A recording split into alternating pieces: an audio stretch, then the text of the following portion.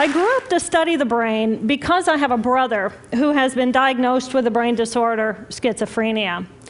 And as a sister, and later as a scientist, I wanted to understand why is it that I can take my dreams, I can connect them to my reality, and I can make my dreams come true. What is it about my brother's brain and his schizophrenia that he cannot connect his dreams to a common and shared reality, so they instead become delusion? So I dedicated my career to research into the severe mental illnesses, and I moved from my home state of Indiana to Boston, where I was working in the lab of Dr. Francine Bennis in the Harvard Department of Psychiatry. And in the lab, we were asking the question, what are the biological differences between the brains of individuals who would be diagnosed as normal control, as compared with the brains of individuals diagnosed with schizophrenia, schizoaffective, or bipolar disorder? So we were essentially mapping the microcircuitry of the brain, which cells are communicating with which cells, with which chemicals, and then in what quantities of those chemicals. So there was a lot of meaning in my life because I was performing this type of research during the day. But then in the evenings and on the weekends, I traveled as an advocate for NAMI, the National Alliance on Mental Illness. But on the morning of December 10, 1996, I woke up to discover that I had a brain disorder of my own. A blood vessel exploded in the left half of my brain. And in the course of 4 hours, I watched my brain completely deteriorate in its ability to process all information. On the morning of the hemorrhage, I could not walk, talk, read, write, or recall any of my life. I essentially became an infant in a woman's body. If you've ever seen a human brain, it's obvious that the two hemispheres are completely separate from one another. And I have brought for you a real human brain. Yes. Thank you. So this is a real human brain. This is the front of the brain, the back of the brain with the spinal cord hanging down.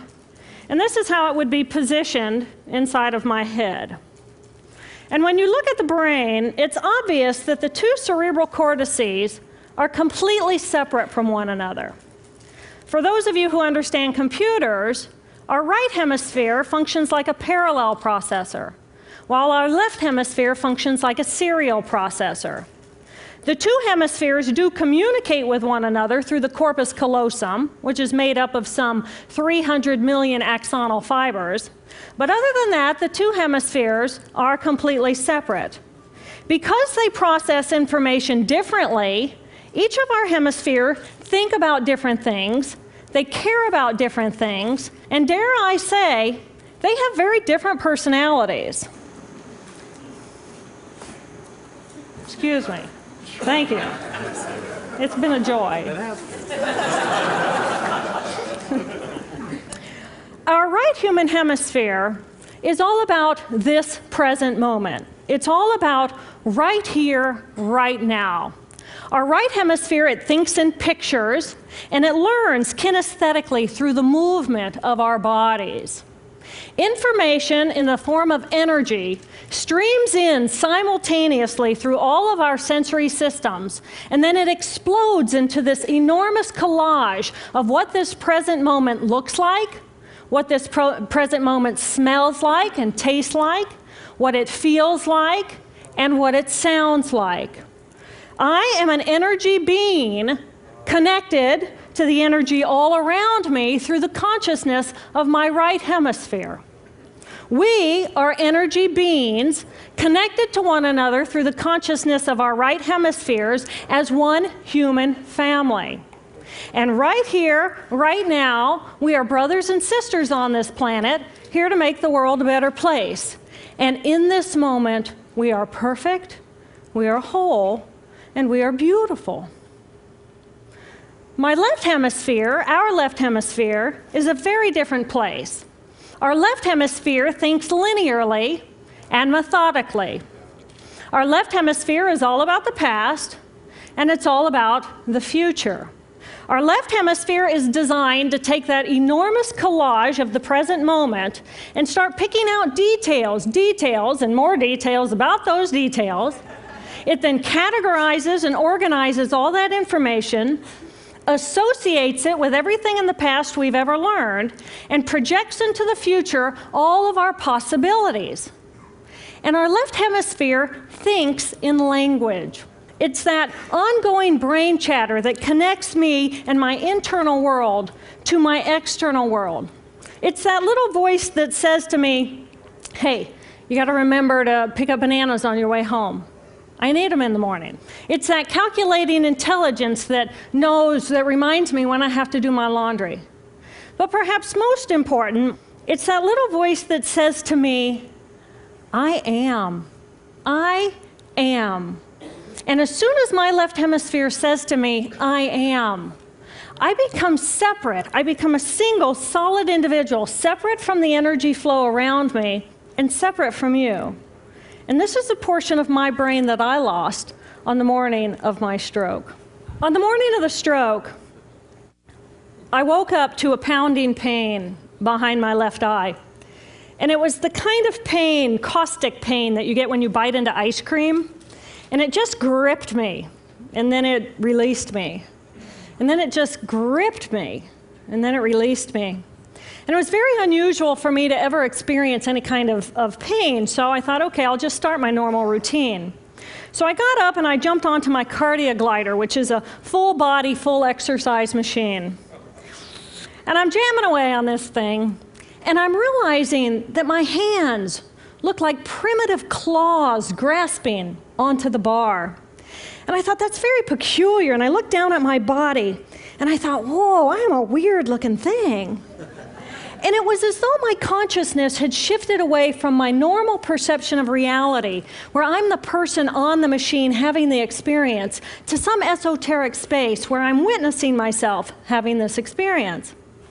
And it was all very peculiar, and my headache was just getting worse, so I get off the machine, and I'm walking across my living room floor, and I realize that everything inside of my body has slowed way down.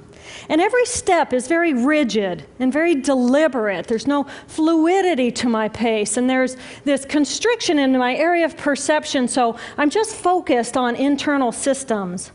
And I'm standing in my bathroom getting ready to step into the shower, and I could actually hear the dialogue inside of my body. I heard a little voice saying, okay, you muscles, you got to contract, and you muscles, you relax. And then I lost my balance, and I'm propped up against the wall. And I looked down at my arm, and I realized that I can no longer define the boundaries of my body. I can't define where I begin and where I end, because the atoms and the molecules of my arm blended with the atoms and molecules of the wall. And all I could detect was this energy. And I'm asking myself, what is wrong with me? What is going on? And in that moment, my brain chatter, my left hemisphere brain chatter, went totally silent. Just like someone took a remote control and pushed the mute button. Total silence. And at first I was shocked to find myself inside of a silent mind. But then I was immediately captivated by the magnificence of the energy around me. And because I could no longer identify the boundaries of my body, I felt enormous and expansive. I felt at one with all the energy that was, and it was beautiful there. And then all of a sudden, my left hemisphere comes back online, and it says to me, hey, we got a problem, we got to get some help. And I'm going, oh, I got a problem. So it's like, okay, I got a problem. But then I immediately drifted right back out into the consciousness, and I affectionately refer to this space as La La Land.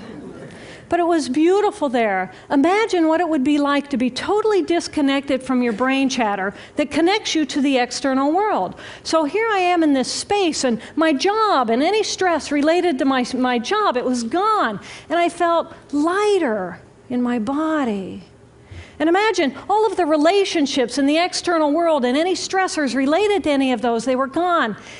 And I felt this sense of peacefulness. And imagine what it would feel like to lose 37 years of emotional baggage. Oh, I felt euphoria. Euphoria.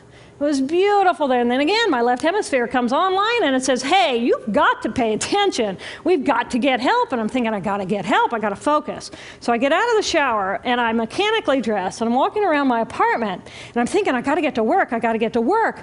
Can I drive? Can I drive? And in that moment, my right arm went totally paralyzed by my side. Then I realized, oh my gosh, I'm having a stroke. I'm having a stroke. And then the next thing my brain says to me is, wow, this is so cool. This is so cool. How many brain scientists have the opportunity to study their own brain from the inside out? And then it crosses my mind, but I'm a very busy woman. I don't have time for a stroke. It's like, okay, I can't stop the stroke from happening, so I'll do this for a week or two, and then I'll get back to my routine. Okay, so I got to call help. I got to call work. I couldn't remember the number at work. So I remembered in my office I had a business card with my number on it. So I go into my business room. I pull out a 3-inch stack of business cards. And I'm looking at the card on top. And even though I could see clearly in my mind's eye what my business card looked like, I couldn't tell if this was my card or not, because all I could see were pixels. And the pixels of the words blended with the pixels of the background and the pixels of the symbols, and I just couldn't tell. And then I would wait for what I call a wave of clarity.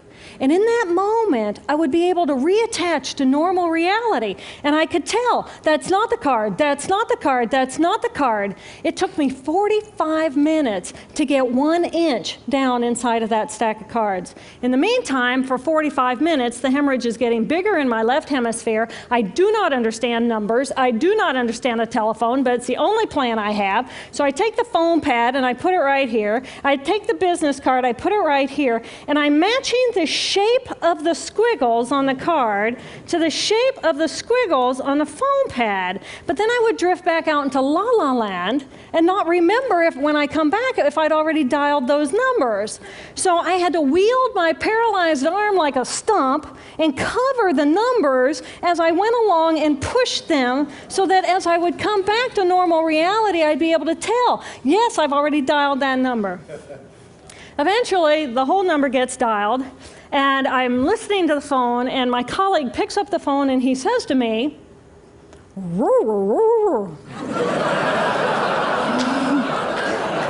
I think to myself, oh my gosh, he sounds like a golden retriever.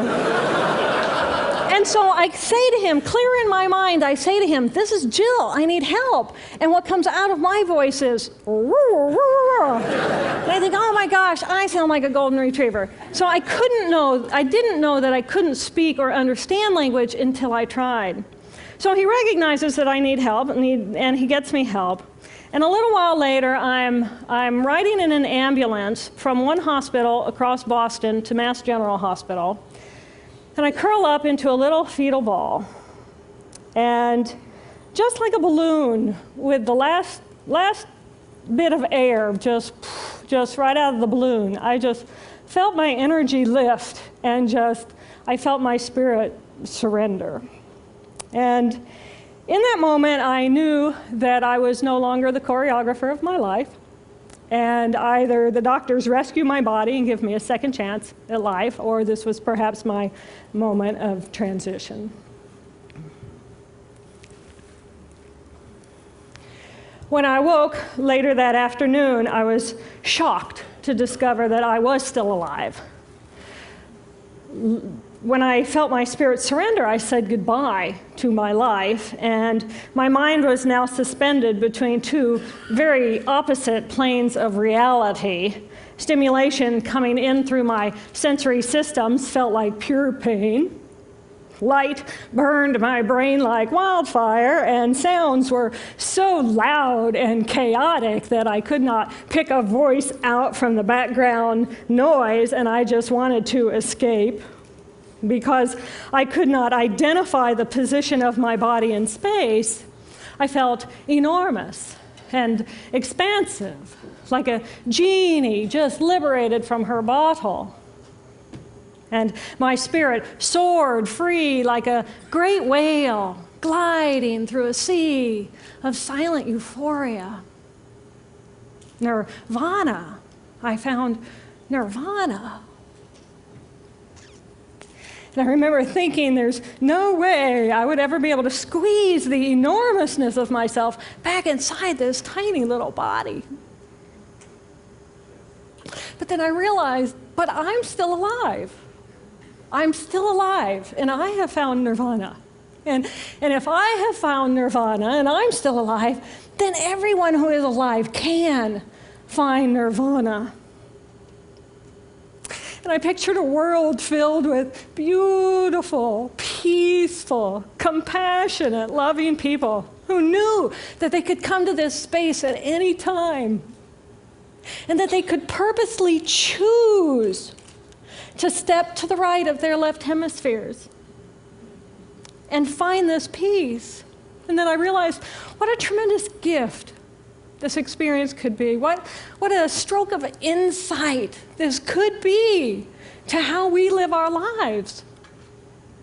And it motivated me to recover.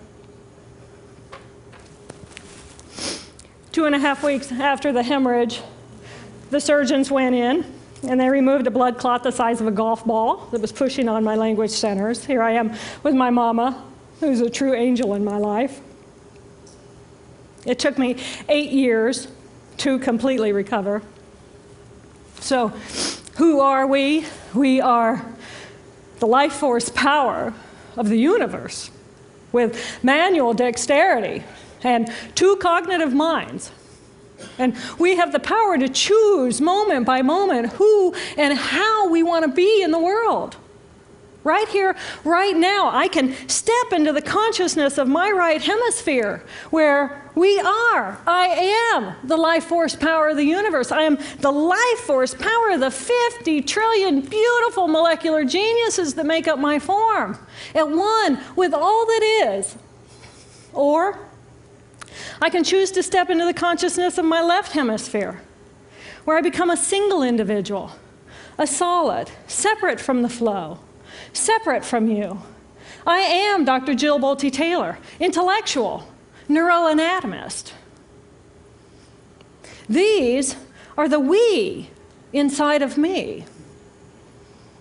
Which would you choose? Which do you choose? And when? I believe that the more time we spend choosing to run the deep inner peace circuitry of our right hemispheres, the more peace we will project into the world, and the more peaceful our planet will be. And I thought that was an idea worth spreading. Thank you.